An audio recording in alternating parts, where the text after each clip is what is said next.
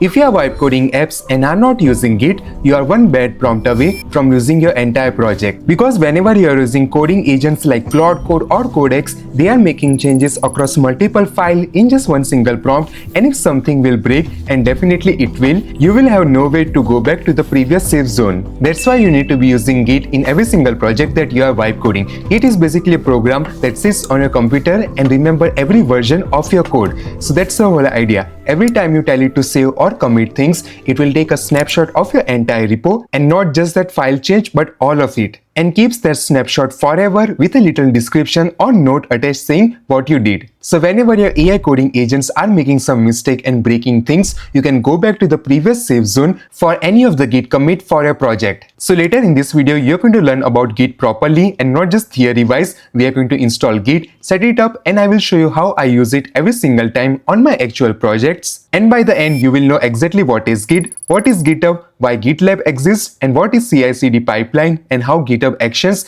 actually work even if you are coming from a completely non-technical background. Trust me, it is very easy. To give you one visual example, let's say we want to remove this entire footer from our landing page, and then we realize after a month that we need this footer back. So by using Git here, we can bring that footer back even after a month, 2 months, 6 months within matter of seconds without any code change. So let me show you how. First of all, we will remove this footer from our landing page.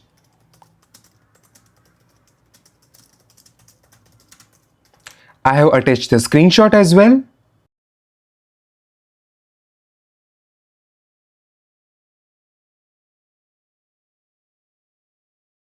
I will find the footer component from our landing page, and now as you can see, it is removing our footer and it is automatically committing that footer remove. So here you can see we have this command git add, and the commit name is removing footer from the landing page. So it's basically like a description about what this git is about. So if you scroll down, there is no footer, but then let's say after a week I want to bring that footer back without any code changes. I can easily do that because we are tracking each and every single version of our code base. Let me open new Claude Code session, and from here I can see all of my previous git commit logs for my project.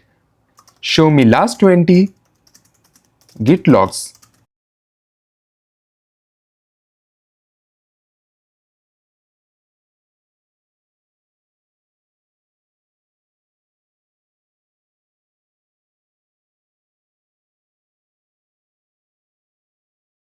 Awesome, here we have it, and the last one is removal of footer from the landing page. So I will just copy that and I can say bring that back.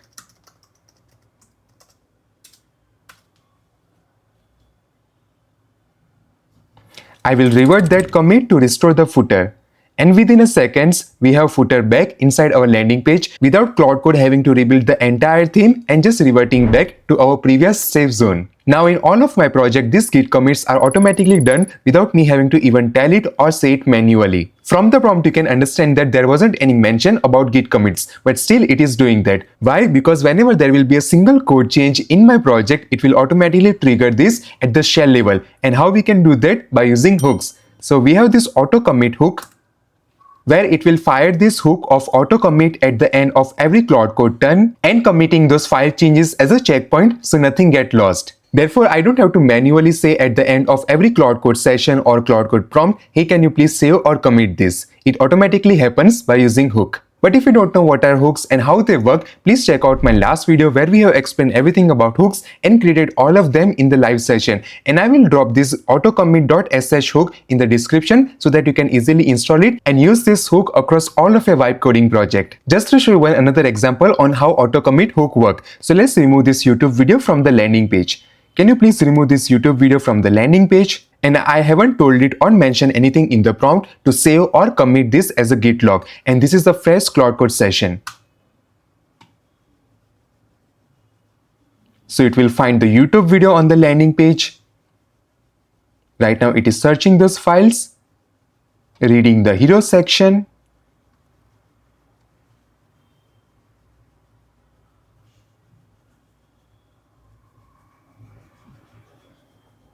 It is removing that, as you can see, red lines, which basically means it is deleting that code base. And now we have our YouTube video gone.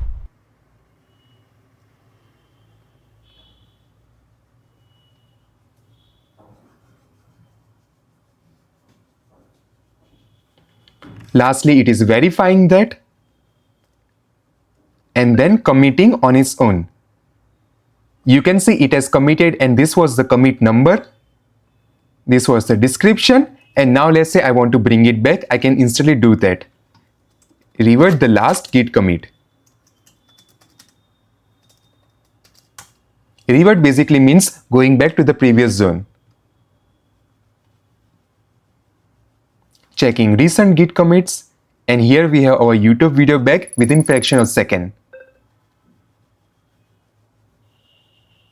That's how you can make sure that whenever your AI agents are going and making changes across thousands of files in your project, you can always go back to the safe zone in case your AI agents have done something that has break your application or built a feature that you don't need anymore. Another reason why you should be using Git for a vibe coding project is whenever you are building a new feature, you should be always building them in a branch and not your main local code. For instance, right now I am on my main branch. Main branch basically means this is the actual code base that is live in the production. But let's say I want to build a new feature which I'm very sure about. So instead of messing up anything in my main code base, what I can do is I can create a branch, and branch will have the same main code base, but here it will be like working in an isolated environment. So here we can test out, build these features, and if we like that feature and everything is working successfully, we can merge that branch back to our main code base, and that will be our default state. But let's say that feature is not working and we don't need that anymore. We can simply delete that branch without touching or messing up anything inside our main code base, and that's how we can experiment with new features and build and experiment something that you are not very sure about. Therefore, to create a branch, just head over to Claude Code and tell it, hey, we want to create this branch for this new project that we are building. For example, hey, can you create a new branch for my new feature, which is editing the long form video? So it will create and switch to the new feature branch. So here we have our new branch, which is long form editing video, which is created off the main code base. Now whatever code changes and building new features I will be doing inside this branch won't be affected to the main branch until I'm happy with my branch result and I want to merge it to my main code base. But in some case, the feature that you wanted to build are not happening or are actually working, you can easily remove that branch and your main code base will be as it is. So can you please delete this branch because we don't need that anymore.